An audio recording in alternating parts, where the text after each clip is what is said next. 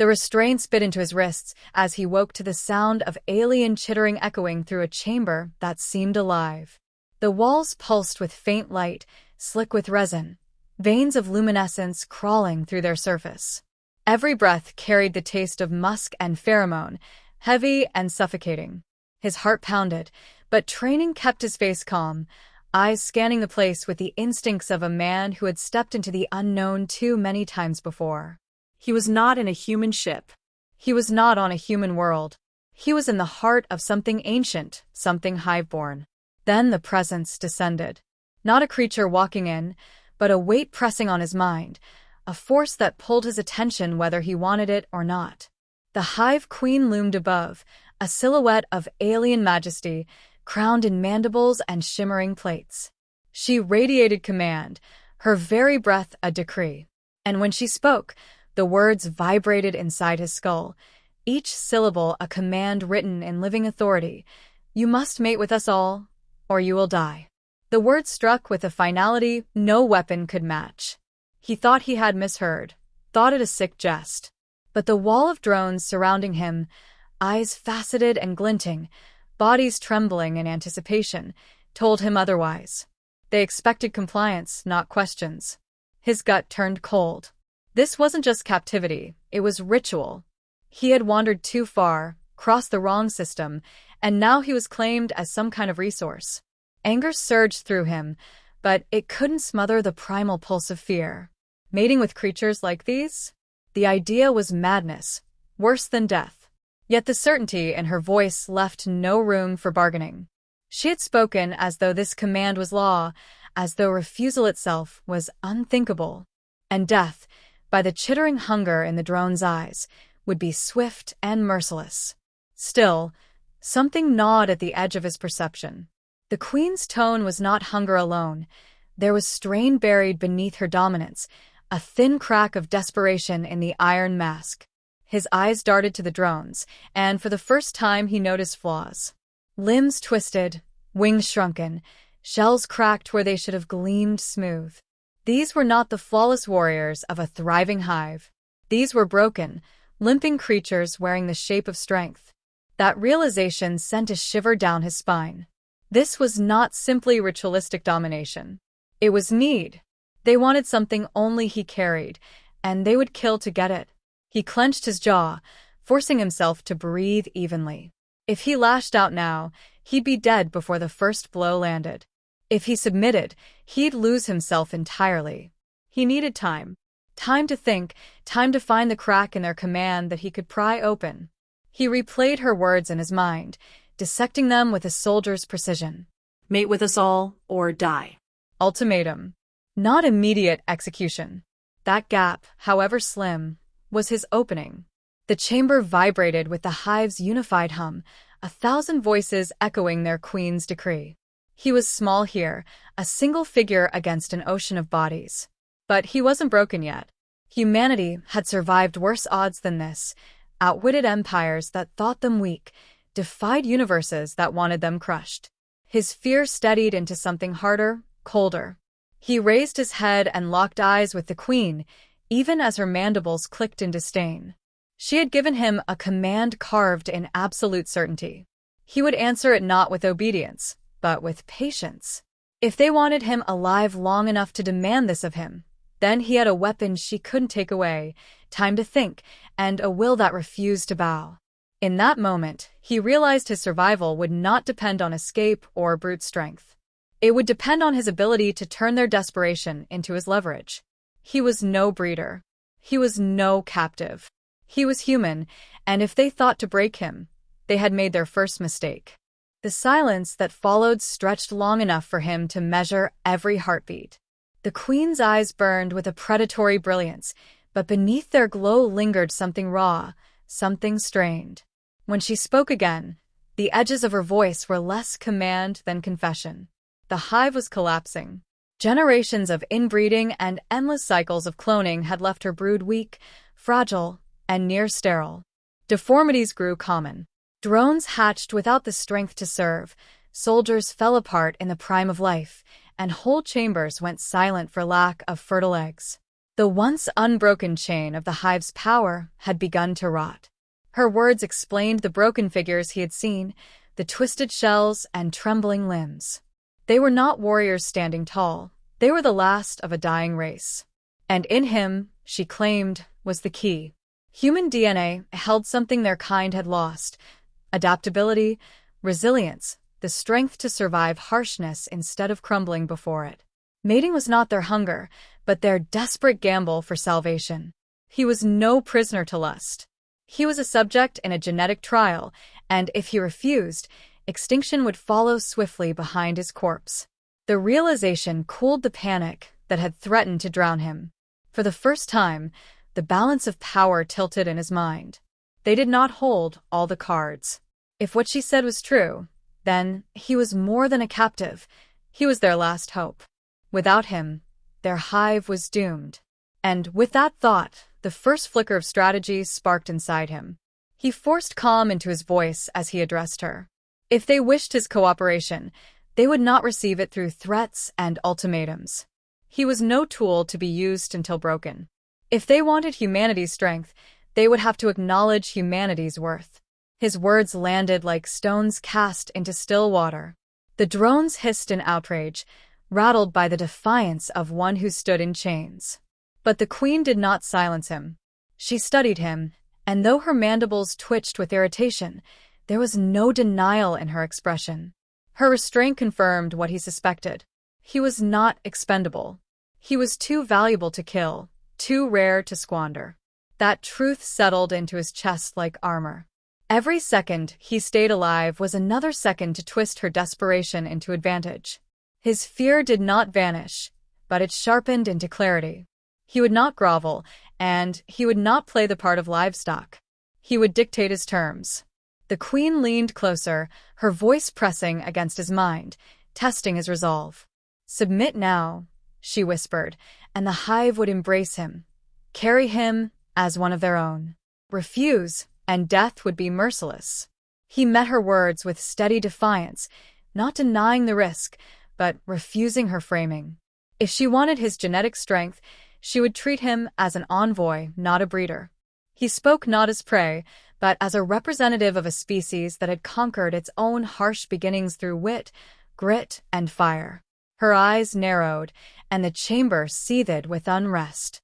Drones called for his execution, furious at his insolence. Yet she did not strike. She lingered in silence, the weight of her hive's survival dragging on her every thought. He saw the cracks widen, saw the truth she could not escape. She could kill him and watch her brood wither, or she could acknowledge his terms and gamble her empire on human strength. He pressed the moment harder, his words cutting through the chorus of chittering fury. He was not begging for his life. He was declaring its value. If she wished to test him, he would endure. If she wished to break him, she would fail. And if she wished to save her people, she would have to recognize what no other human had ever forced her to admit. They needed him more than he needed them. The hive's hum shifted, uncertain, vibrating with the tension of a choice unmade. He saw it in her eyes, the hesitation she fought to bury, the calculation clawing at her pride. She had commanded his compliance, but for the first time in her reign, someone had answered her with terms of their own. And the more she weighed the truth, the less absolute her command became. The chamber grew colder as her silence stretched, a silence heavy with the pressure of 1,000 eyes watching. He stood motionless, but inside his mind sharpened like a blade. If they wished to break him, they would find only stone. The queen's patience frayed, and with a subtle command, trials began. They flooded his lungs with toxins meant to unravel thought, but he endured, coughing, refusing collapse. They dragged him through hallucinations of fire and ash, illusions crafted to dissolve sanity, but his stubborn will anchored him. They left him in darkness with only the drone of the hive echoing endlessly, yet he clung to memory, to the stubborn human refusal to yield. Each attempt to bend him only made his resolve clearer. He did not scream. He did not kneel. And every failure deepened the queen's fascination. He was supposed to be a fragile creature, a disposable scrap of flesh from a distant world, Yet his endurance eclipsed her strongest drones. His humor surfaced even in pain, sharp-edged and mocking, and though her hive could not understand the words, she understood the defiance behind them. He was not breaking. He was rising. In the pauses between torment, he pressed his advantage. If they wished survival, they would not find it in submission but in alliance. If they wanted his bloodline to mesh with theirs, then they would accept the conditions of humanity. He refused the role of livestock. He declared himself a representative of his species, the voice of an empire that had crossed stars and mastered the unforgiving void. His DNA was not theirs to take. It was theirs to earn through recognition.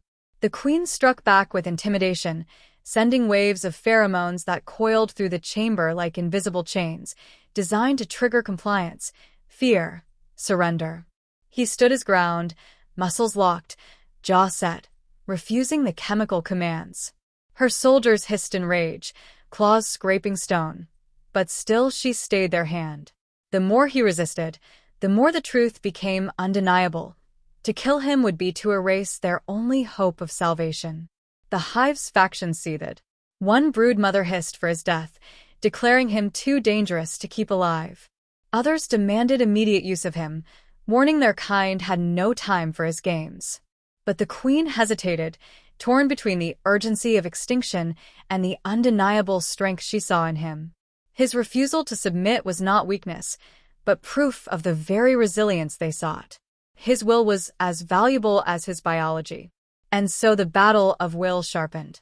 She pressed him with visions of glory, promises of power if he bent to her will, but he answered with the simple, immovable truth. He would not be owned. He would not crawl.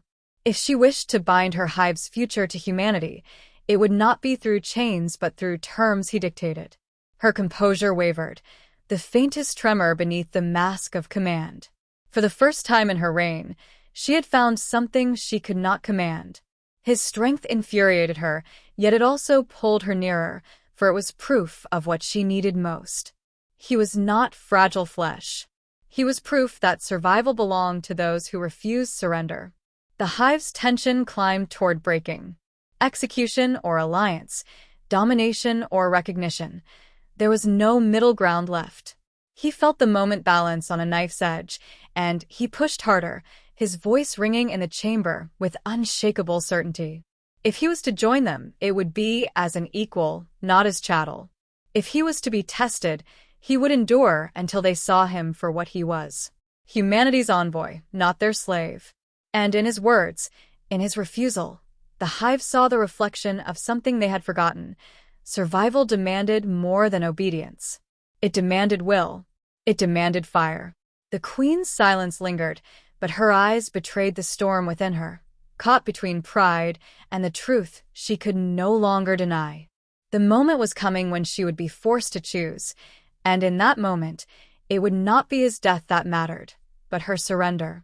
The hive gathered in thunderous unison, their voices rising like a storm inside the living chamber as the queen prepared to deliver her verdict.